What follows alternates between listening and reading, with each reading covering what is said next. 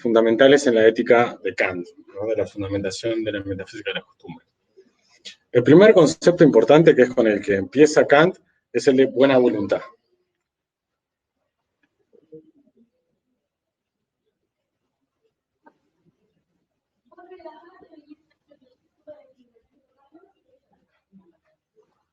Bueno, lo primero que dice Kant se pregunta en el texto, ¿qué es aquello que podemos considerar como bueno en sí mismo o absolutamente bueno?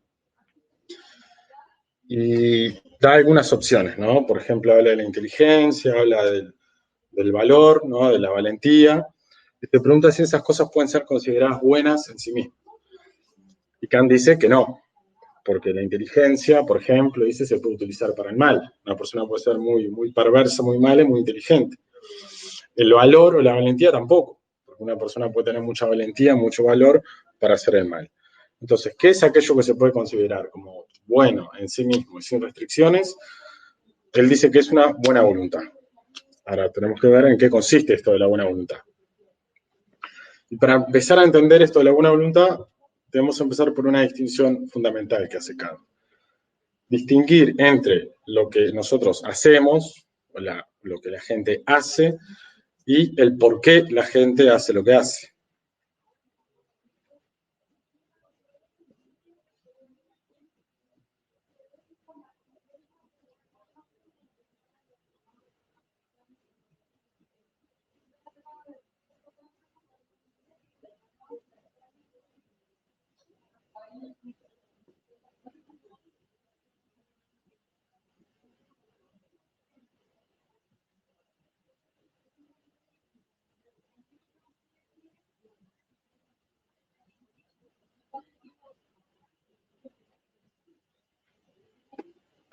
Bueno, lo que hacemos es, digamos lo visible, la acción, las cosas que las personas hacen concretamente.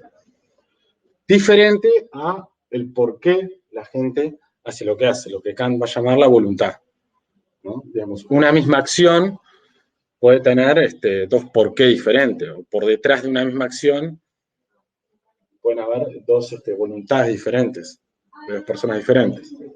Y acá empieza a aparecer algunas clasificaciones que hace Kant. De la acción o de lo que hacemos, Kant divide en dos grupos.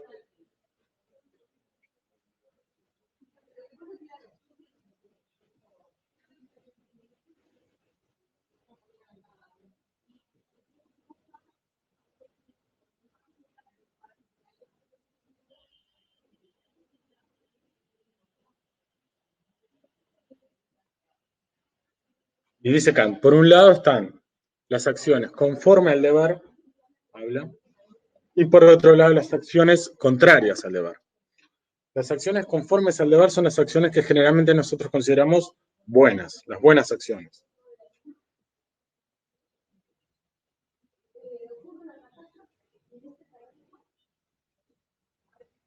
Y las acciones contrarias al deber son las que consideramos generalmente malas acciones o inmorales. Acá hablamos de deber moral siempre, ¿no? No estamos hablando del ámbito jurídico, del ámbito exclusivamente moral.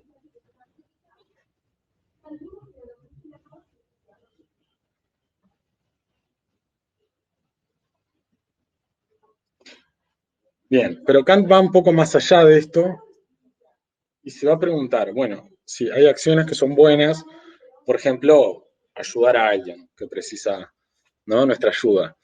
Pero Kant se va a preguntar, ¿pero por qué hacemos eso que hacemos? ¿No? O sea, ¿cuál es la voluntad que está por detrás de esa acción? Y ahí aparecen también dos grupos.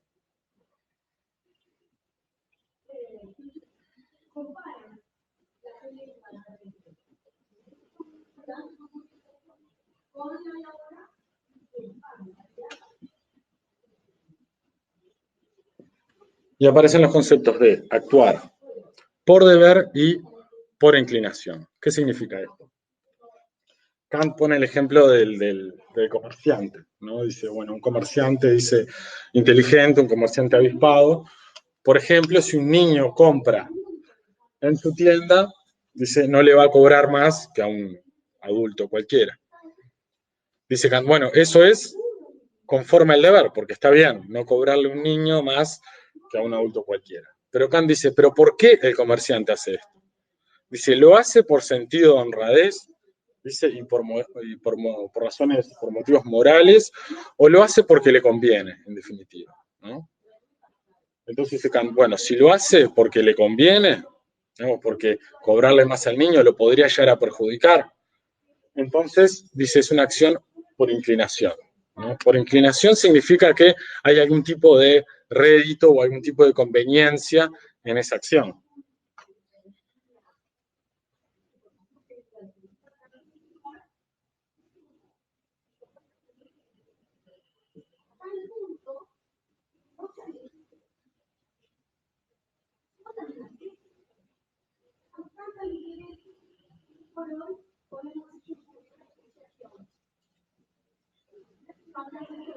¿No? Digamos, en la acción por inclinación hay algún tipo de conveniencia o incluso algún tipo de satisfacción personal. Y la acción por deber es la acción que se hace exclusivamente por razones morales.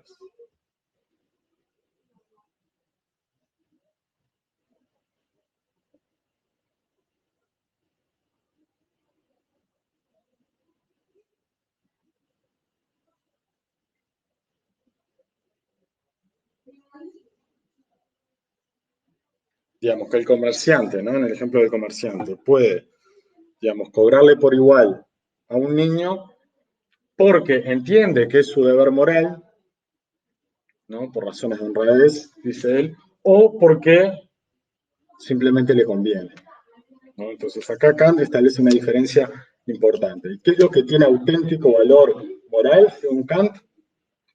Actuar, obviamente, conforme al deber, o sea, actuar como manda actuar el deber moral, pero además por deber, y no por inclinación, ¿no? Digamos, el que actúa por inclinación, digamos que el que actúa conforme al deber por inclinación, no es que actúe mal, ¿no? Pero no tiene valor, dice Kant, moral, no tiene mérito moral. Digamos, esa persona que actúa por inclinación no se podría jactar, por ejemplo, de ser una persona buena, porque sí hace el bien, pero lo hace por interés o por conveniencia. Entonces, Kant, esto es lo fundamental. No solo se va a fijar en lo que hacemos, sino también que se va a fijar en por qué hacemos lo que hacemos. Ahí fundamentalmente donde se ubica el valor moral de las acciones.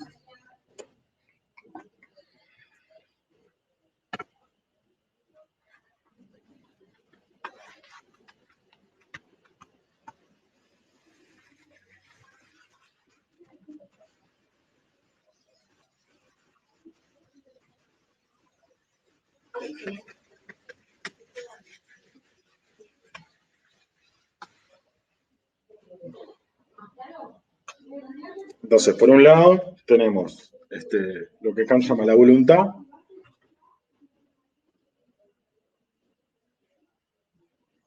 que nos conduce a una acción. Y a su vez esa acción va a tener determinadas consecuencias.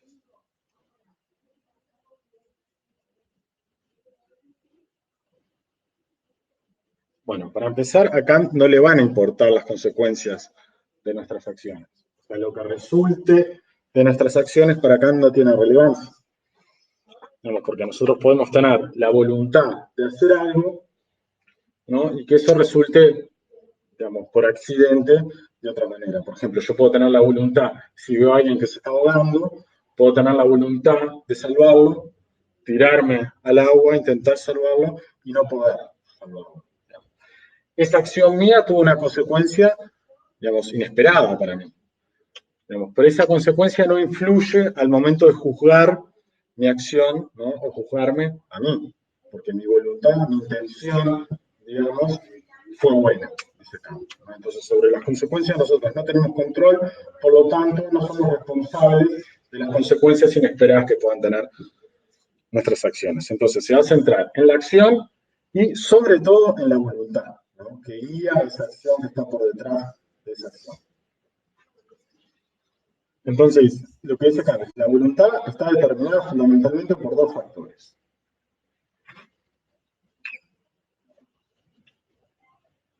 Uno de ellos, dice Kant, es lo que nosotros entendemos que es nuestro deber moral, ¿no? Que nos lo dicta, según Kant, la razón. Nosotros racionalmente podemos entender cuál es nuestro deber.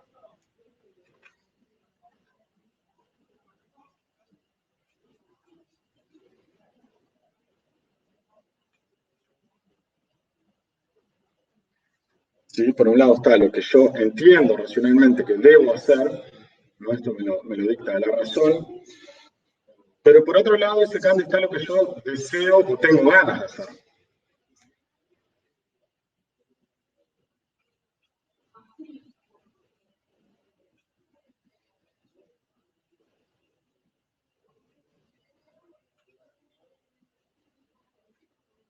Lo que dice Kant es, generalmente, casi siempre hay un conflicto entre estas dos formas en que la voluntad se determina. Generalmente hay un conflicto en lo que yo entiendo que debo hacer y, por otro lado, lo que yo deseo o tengo ganas de hacer.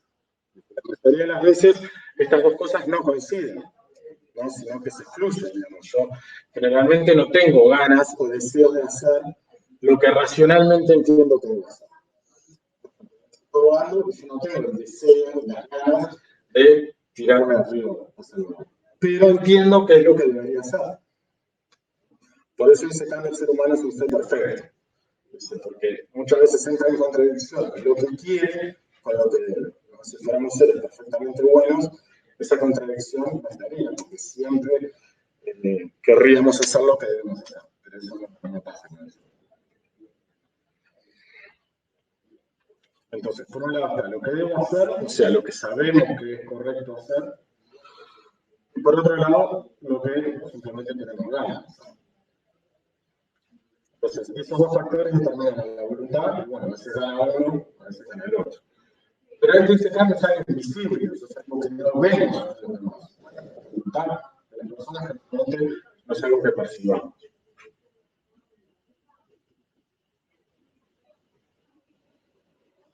Por otro lado, esa voluntad va a conducir a una acción, que eso sí es algo visible. Nosotros podemos ver las acciones que llevan a cabo las personas.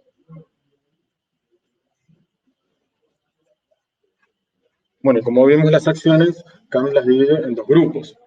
Acciones conformes al deber y acciones contrarias al deber.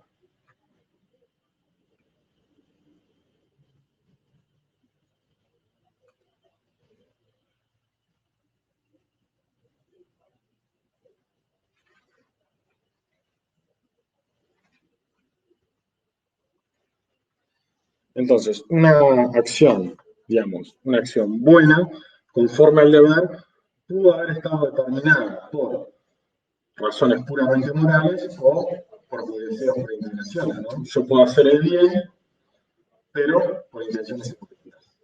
O puedo hacer el bien únicamente porque comprendo racionalmente qué es lo que debo hacer. Eso para Kant va a tener diferente valor. Una acción buena, o sea, conforme al deber, llevada a cabo por mis inclinaciones, mis deseos, no tiene un valor moral, según Kant. Tiene mérito moral. Lo único que tiene valor, mérito moral, es hacer el bien únicamente porque es el bien. ¿Sí? Y bueno, acá ya con esto podemos entender el concepto de buena voluntad.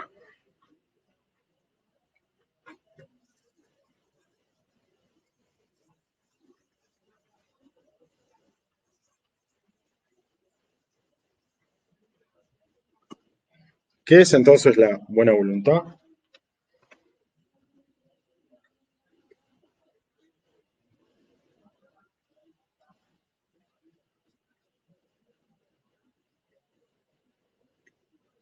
Para Kant, la buena voluntad significa actuar conforme al deber y además por deber.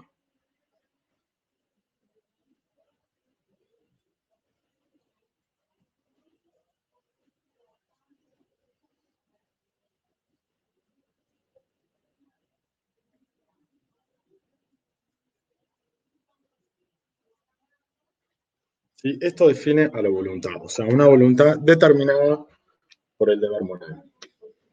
Esto en realidad es muy común que juzguemos así las acciones, ¿no? Por ejemplo, el caso típico son las donaciones, ¿no? Que alguien puede hacer, las donaciones de dinero a una fundación, ¿no? Y enseguida pensamos, la acción de donar dinero a una fundación que lo necesita es una acción que muy bien puede ser conforme al deber, o sea, está bien donar. Ahora, siempre nos preguntamos de, bueno, pero ¿por qué esa donación? Porque, por ejemplo, si esa donación se hace con el fin de tener exoneraciones de impuestos, bueno, ya no parece que es una acción tan noble y tan buena, digamos, porque en realidad, si bien la acción de donar es buena, digamos, la voluntad, la intención que hubo detrás de eso es un beneficio propio. ¿Sí? Entonces Kant dice, bueno, esa acción en realidad no es mala, es buena, pero no tiene valor moral, digamos, ¿no? Porque es, en última instancia es una acción egoísta, ¿no? Y así con muchas otras cosas, ¿no? Por ejemplo, si el que se está ahogando es mi amigo o mi hermano, sí, me tiro y lo salvo, ¿no? Salvarlo es lo que manda el deber, es conforme al deber. Pero si lo hago únicamente porque es mi amigo o mi hermano y lo quiero, bueno, ya es no es una acción por deber, es una acción por inclinación, o sea, porque eso en alguna medida y en algún sentido me beneficia.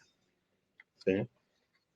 Ahora, si yo salvo a un desconocido únicamente porque entiendo que debo hacerlo, Kant dice, bueno, eso sí tiene valor moral, ¿no? Porque lo hago exclusivamente por motivos morales y no por ningún tipo de beneficio. Lo hago, digamos, desinteresadamente, ¿no? Para Kant, las acciones que valen son las acciones que se hacen de manera desinteresada.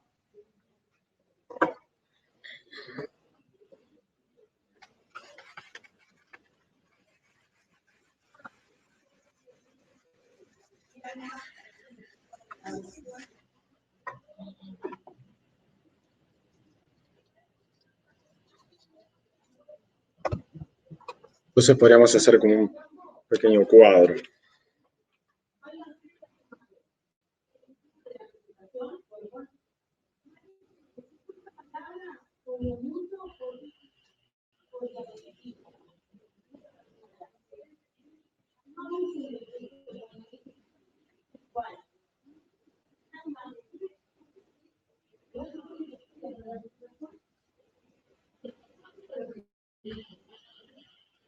Bueno, en cuanto a la acción, habíamos visto que teníamos dos categorías, ¿no?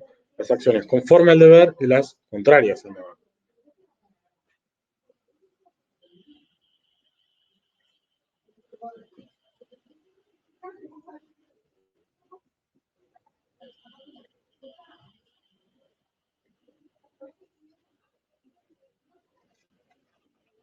Y en cuanto a la voluntad, también teníamos dos tipos de voluntad. Lo que se hace por deber y lo que se hace por inclinación.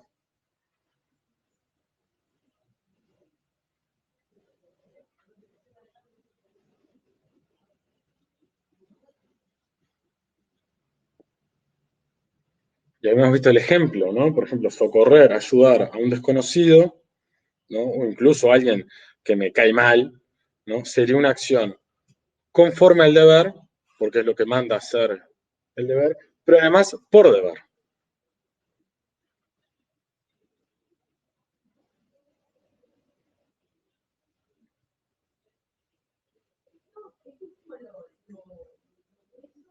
Y, por ejemplo, socorrer a un hermano o un amigo, ¿no? Es una acción, sí, conforme al deber, pero por inclinación.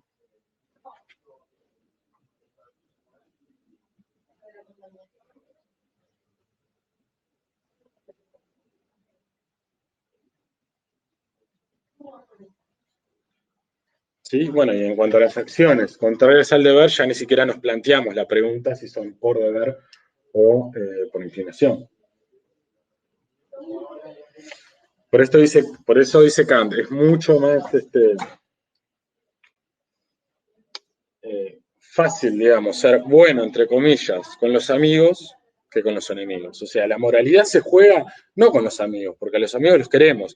La moralidad de una persona se juega con los desconocidos y con los enemigos, ¿no? Porque ahí, cuando alguien ayuda a un desconocido o ayuda a un enemigo, realmente está sabiendo que esa persona está actuando por deber, ¿sí? Y no por inclinación, o sea, no por satisfacción personal, no por ningún tipo de beneficio que pueda tener, ¿no? Este, Porque, digamos, ayudar por conveniencia es casi como estar haciendo negocio, ¿no? Y la moralidad no tiene que ver con el negocio, según Kant, ¿no? Tiene que ver con actuar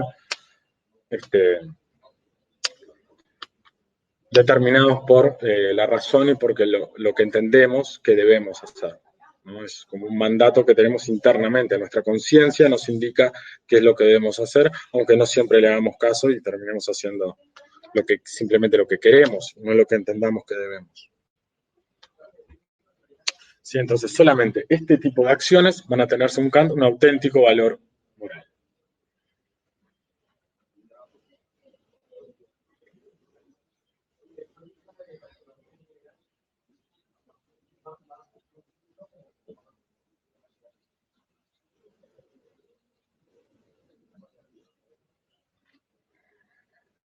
¿No? Y acá siempre prestando atención fundamentalmente a la voluntad que guía la acción y no tanto a la acción en sí misma.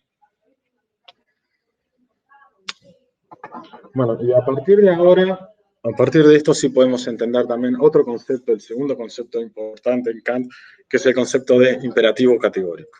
El imperativo categórico o imperativo de la moralidad, como también lo llaman.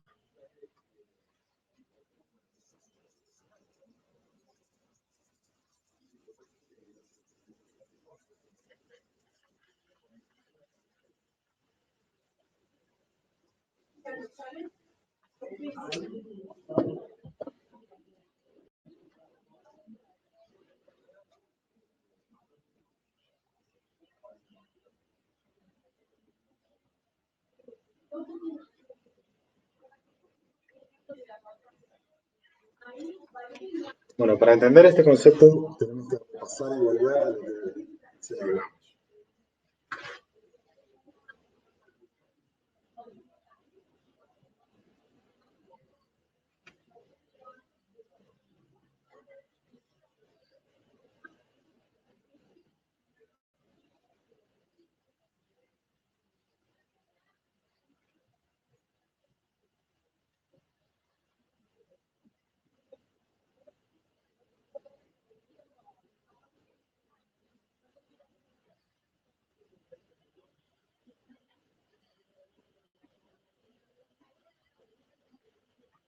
Bueno, ya habíamos acordado que dentro de lo que Kant llama la voluntad, podíamos dividir entre la voluntad determinada por deber y por la inclinación. Dentro de las acciones las podíamos distinguir entre acciones conformes al deber y acciones contrarias al deber. Pero ahora lo que se pregunta Kant, dice, bueno, ok, pero ¿cómo saber cuál es mi deber? ¿No? ¿Cómo saber cuál es mi deber moral?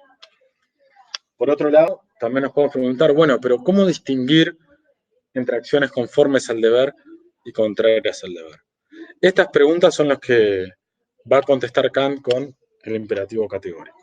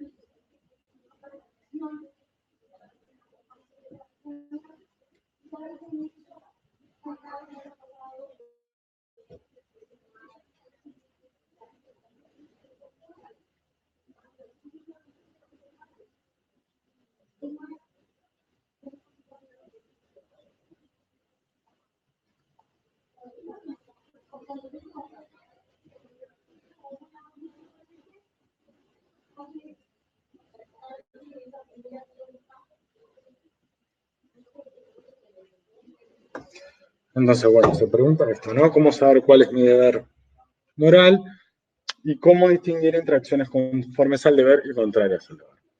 Kant lo que dice es que internamente nosotros, eso es algo que siempre sabemos. Nuestra conciencia, según cuando nos indica siempre cuál es nuestro deber y siempre intuimos, digamos, qué acciones son conformes al deber y contrarias al deber. Kant dice, por ejemplo, nosotros intuimos muy fácil que engañar y mentir es contrario al deber. ¿sí? Que conforme al deber sería no engañar y no mentir. Así como saber que mi deber moral es no engañar y no mentir. Pero Kant lo que propone es una fórmula, digamos, para poder hacer esta distinción. Y entonces, acá es donde cuando entra en juego el imperativo categórico.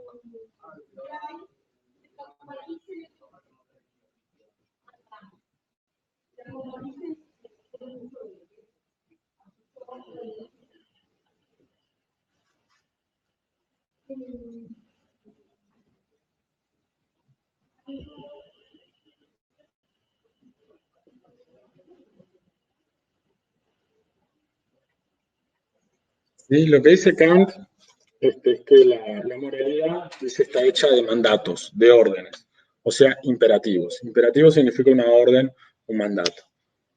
Por ejemplo, el no matarás, no robarás, ¿sí? Son todos órdenes. Y así se conforma la moralidad. Pero Kant dice, pero todas esas órdenes, todos esos mandatos se pueden resumir a un solo imperativo. Un solo imperativo y es de tipo categórico, o sea, no está condicionado por ninguna otra cosa. Ahí también Kant habla de la distinción entre imperativos de tipo categórico e imperativos de tipo hipotético. Dice, por ejemplo, yo le digo a alguien, bueno, si quieres tomar el vuelo, por ejemplo, a Tokio, debes llegar temprano al aeropuerto. Debes llegar temprano al aeropuerto. Ahí hay un imperativo, hay una orden. Pero es una orden condicionada que a si quieres tomar el vuelo, ¿no? Si yo le digo eso a alguien y esa otra persona me dijera, bueno, pero en realidad yo ya no quiero tomar el vuelo. Bueno, entonces la obligación, digamos, de llegar temprano al aeropuerto y levantarse temprano, digamos, ya deja de existir, ¿no? Esa obligación se pierde porque está completamente condicionada al objetivo de tomar el vuelo. Y Kant dice, bueno, la moralidad también está hecha de imperativos, pero no de ese tipo de imperativos, ¿no? Por ejemplo, yo no puedo decir, bueno, si no quieres ir a la cárcel, entonces no cometas homicidios. Kant dice, no tiene nada que ver con ir a la cárcel o no. No asesinar a otra persona es un deber moral, digamos, absoluto, categórico. Eso quiere decir que, aunque a ti no te importara ir a la cárcel, supongamos que yo le digo a alguien, bueno, no debes asesinar a otra persona porque capaz que te descubren y vas a la cárcel. Kant dice, eso es irrelevante, ¿sí? Porque si esa persona me contesta, bueno, pero en realidad a mí no me importa ir a la cárcel. Supongamos que a la persona no le importa. Bueno, aunque no le importara ir a la cárcel, igual se mantiene la obligación de no asesinar a otra persona, ¿sí? Eso es distinto si lo comparan con el caso del vuelo. O sea, si la persona ya no quiere tomar el vuelo, ya la obligación de levantarse temprano ya cae, ya no aplica. Ahora, si a esa persona no le importa ir a la cárcel, ¿tá? No importa, la obligación se mantiene, dice. ¿No? Entonces, por eso dice Kant, bueno, los imperativos de la moralidad, los imperativos morales son imperativos de tipo categórico, o sea, que no dependen de ninguna otra cosa. Son obligaciones absolutas que hay que cumplirlas porque es lo que debemos hacer, ¿no? Entonces dice, bueno, pero todos esos imperativos, el no matarás, no engañarás, etcétera, dice Kant, se pueden resumir a uno solo, ¿sí? Del cual todos los otros se derivan. Es la famosa formulación Kant que dice, obra según la máxima que al mismo tiempo puedas querer que se convierta en ley universal, dice Kant. Máximas acá significa reglas o principios morales. Él dice, bueno, todos tenemos algunos principios morales, ¿no? El principio de no engañar, por ejemplo, no mentir, puede ser un principio moral, ¿no? Una máxima. Y ahora Kant dice, bueno, ¿cómo nosotros podemos evaluar esas máximas, ¿no? Y bueno, lo que hay que hacer, dice Kant, es pensar si son universalizables, o sea, si las podríamos adoptar todos al mismo tiempo, ¿no? Y Kant habla del ejemplo de la mentira. Yo podría tener una máxima, o sea, un principio moral, que me convenga, ¿no? Entonces dice Kant, bueno, para evaluar esa máxima, debemos universalizarla y ver qué pasa. O sea, ¿qué pasaría si todos mintieran? ¿No? Y lo que dice, eso es imposible que todos mintieran. Porque si todos mienten, ya la mentira dejaría de tener efecto. O sea, yo, cuando le digo algo a alguien, el otro sabría que es una mentira, entonces tendría sentido la mentira. como máxima moral no es universalizable. Entonces, por lo tanto, yo a través de esa fórmula ya sé que no mentir es conforme al deber y mentir es contrario al deber. También sé que mi deber es no mentir. ¿Sí? Entonces, a través de esa fórmula que yo lo que hago es universalizar mis máximas, descubro qué acciones son conformes al deber, qué acciones son contrarias al deber y qué es, bueno, por consiguiente, lo que yo debo hacer, cuál es mi deber moral, ¿no? Con esta fórmula de obra siempre según aquellas máximas que puedas tener que al mismo tiempo se conviertan en ley universal, o sea, que todos al mismo tiempo las cumplan. Aquello que no es universalizable, digamos, es contrario al deber. Bueno, y esos serían más o menos los dos conceptos más importantes de Kant, el de buena voluntad y el de imperativo categórico. Muy resumidamente, pero es lo central, digamos, acá, ¿no? Y bueno, hasta acá. Muchas gracias.